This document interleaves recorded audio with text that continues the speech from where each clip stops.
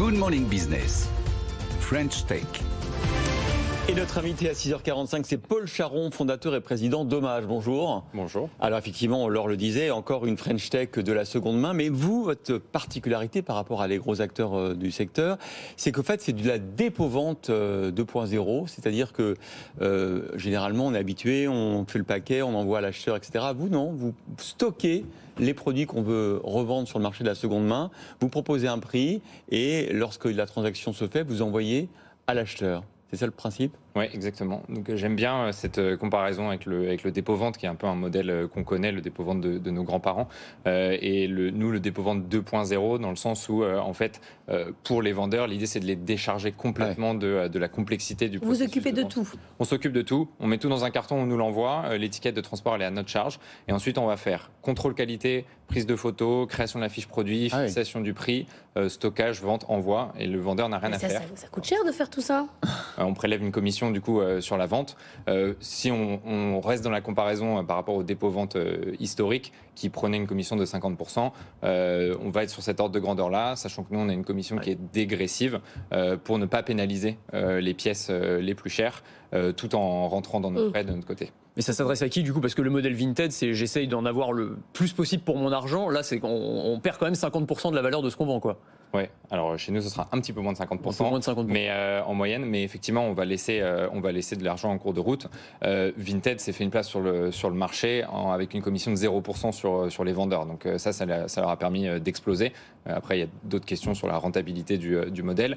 Chez nous, en fait, on va s'adresser à une population qui est pas ou plus sur Vinted parce qu'elle n'a pas le temps ou pas l'énergie de s'occuper de ça. C'est-à-dire que c'est vous allez donner la garantie, quoi. Le vêtement, il est quoi, rapiécé, il est en bon état, il y a une assurance si on ne le trouve pas bien ? Oui, effectivement. Donc chez nous, il y a certains critères d'acceptation à l'entrée. Donc l'idée, c'est qu'on ne va pas prendre des pièces qui sont en mauvais état.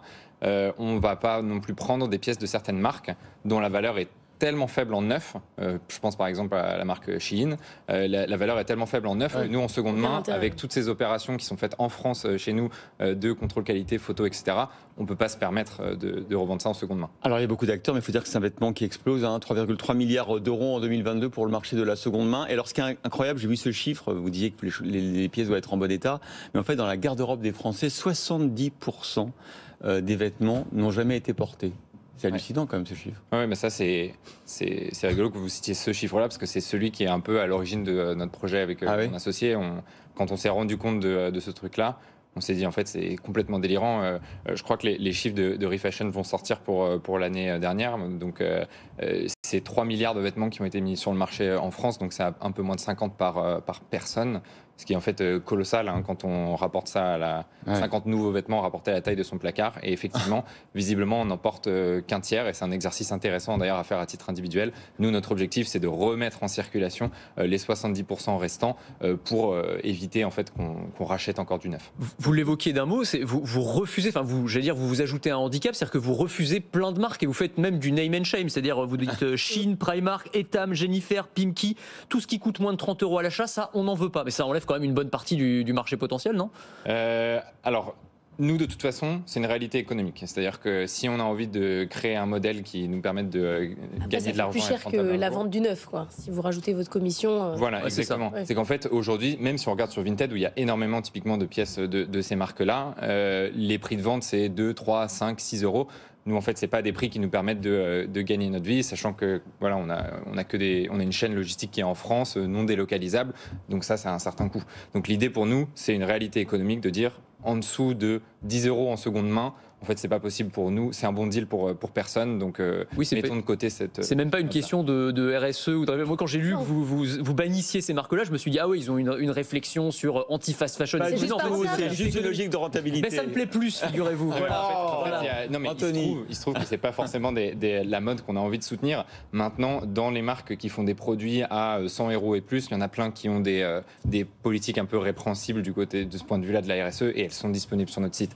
Nous, ce qui nous intéresse, c'est le vêtement a été produit, les ressources ont été consommées, et ben maximisons sa durée de vie. Alors vous faites quand même des soldes, c'est-à-dire que mais des soldes au choix. Oui, vous choisissez le montant de la réduction. Moins 20, moins 10. C'est-à-dire que vous dites à la fin, moi je veux moins 20 sur ce produit. Mais tout le monde met moins 20, non? Alors ça c'est une expérience hyper intéressante. Donc effectivement, on a lancé une opération qui s'appelle les soldes libres.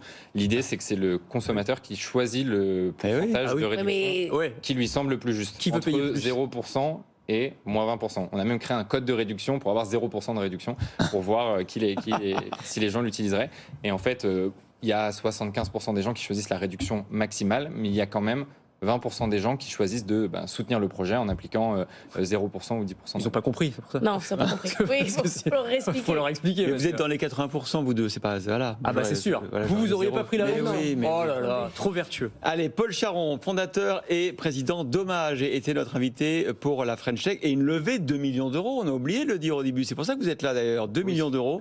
Bravo, avec beaucoup de business angels très connus, de renom comme Chantal Baudron, Sébastien Delafont, fondateur de Meilleurs Agents, ou encore Frédéric Renaudot de Zplug. Mais Zouati aussi de Mirova. Il y a tout le monde en fait. Il y a tout le monde. À votre capital, clairement. Ils ont mis 10 euros chacun, quoi, parce que. Bon, merci beaucoup. Merci à vous. On plaisante, Paul Charon. Merci.